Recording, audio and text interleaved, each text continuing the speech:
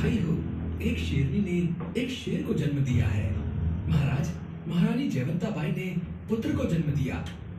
जिस तरह सूरज अपनी चमक से धरती को रोशन करता है, उसी तरह मेरा पुत्र अपने शौर्य प्रताप से मेवाड़ को रोशन करेगा।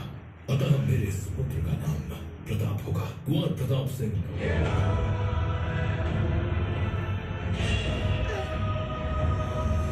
मेवाड़ पर लहराता हुआ यह मुगल ध्वज मेरा कलेजा चीर देता है और बहुत जल्दी ही राजपूताना ध्वज मेवाड़ पर लहराएगा। हमारी सेना कमजोर व छोटी है, अतः मेवाड़ पर राजपूताना ध्वज फहराना आसान नहीं होगा। लेकिन नामुमकिन तो नहीं। हमारी सेना छोटी है पर कमजोर नहीं। अब टकराव स्वाभिमान की दहाड़ का विशाल फौजों से होगा।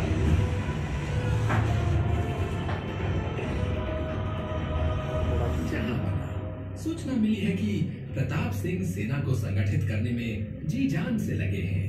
प्रताप सिंह की बहादुरी के किस्से तो बहुत सुने हैं, पर वे हमारी विशाल सेना के आगे नहीं टिक सकते। मान सिंह, आप महाराणा प्रताप सिंह के पास अधीनता स्वीकार करने का प्रस्ताव लेकर जाइए। महाराणा प्रताप के चचेरे भाई प्रस्ताव लेकर जाते हैं। प्रताप, आप मुगलों की सत्ता स्वीकार कर लें, अन्यथा आपको भारी हानि का सामना करना पड़ेगा। हम युद्ध नहीं चाहते, पर हम विवश हैं। महाराणा प्रताप अधीनता से बेहतर धरती लोग जाना पसंद करेगा। तो एक दिन आपकी इच्छा जरूर पूरी होगी। हम राजपूत हैं, राजपूत। हम संघर्ष व चुनौती से नहीं भागते।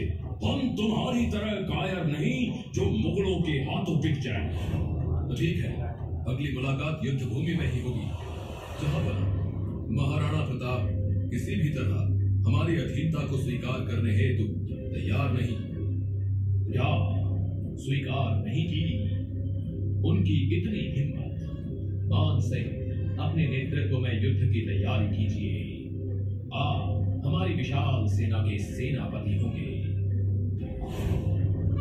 अब मान सिंह मुगल फौज लेकर मेवाड़ पर विजय पताका फहराने के उद्देश्य से निकल पड़ते हैं।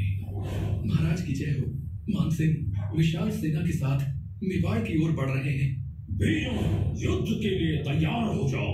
मेवाड़ पर हमारे विजय का ध्वज अवश्य फहराएगा।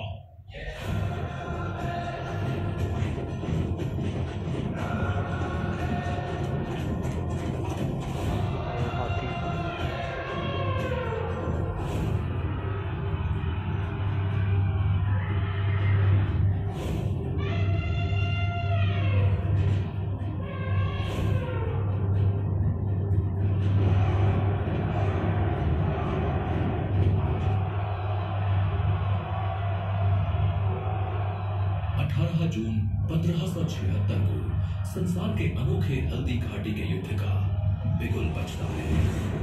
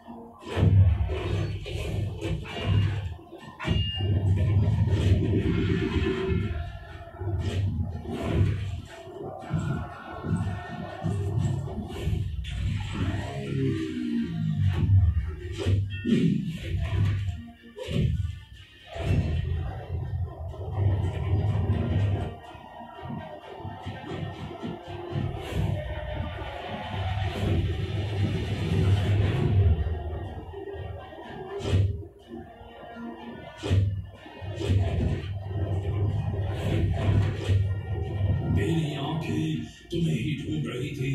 युद्ध करो मान सिंह, युद्ध? तो हम कौन सा युद्ध से डरते? सावधान हो जाइए।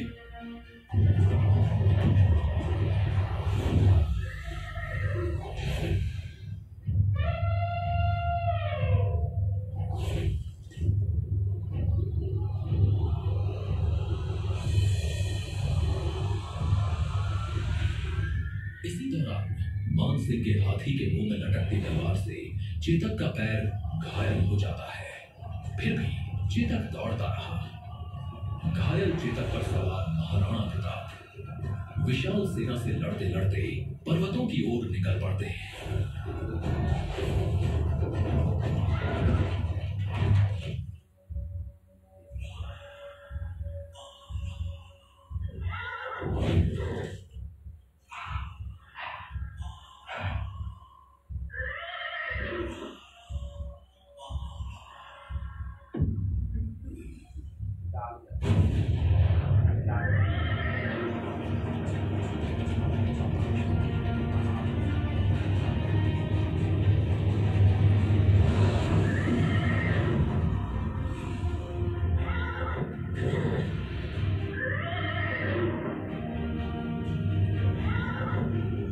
लुहान चेतक ने 26 फीट गहरी खाई पार करके अपने स्वामी के जीवन की रक्षा की। महाराणा प्रताप चेतक को गले से लगाकर उसके दर्द को देखकर रो पड़ते हैं। मान सिंह, हमें आपकी शक्ति व अपनी साधन संपन्न विशाल सेना पर घमंड था, जिसे आपने चकनाचूर कर दिया। आपको इसकी सजा अवश्य मिलेगी। आपको 3 महीने तक दरबार में आने की पाबंदी है और आपकी सारी संपत्ति जब्त कर ली जाएगी।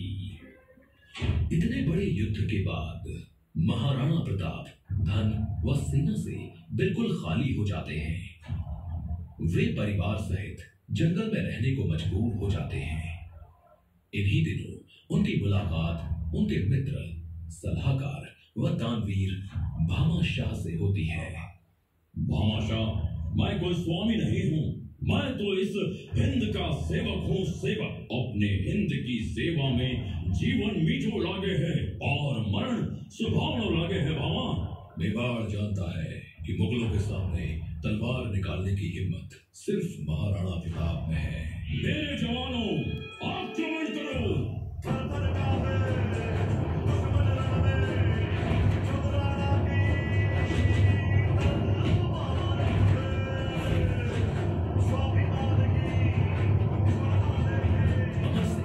सुल्तान खान के बीच घमासान युद्ध होता है। इसी दौरान अमर सिंह के प्रहार से सुल्तान खान का अंत हो जाता है।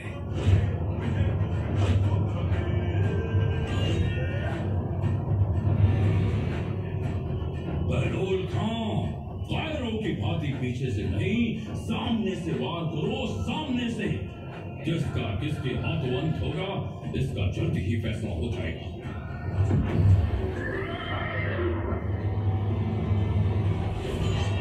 अपने प्रमुख सेनापतियों की दुर्दशा देखकर 36,000 मुगलों की विशाल सेना महाराणा प्रताप के आगे आत्मसमर्पण कर देती है।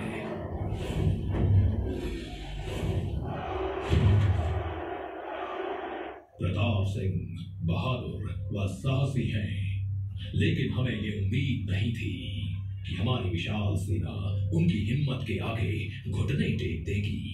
महाराणा प्रताप ने दिवेर के किले पर राजपूताना ध्वज फहराकर मेवाड़ की खोई हुई चमक वापस ला दी।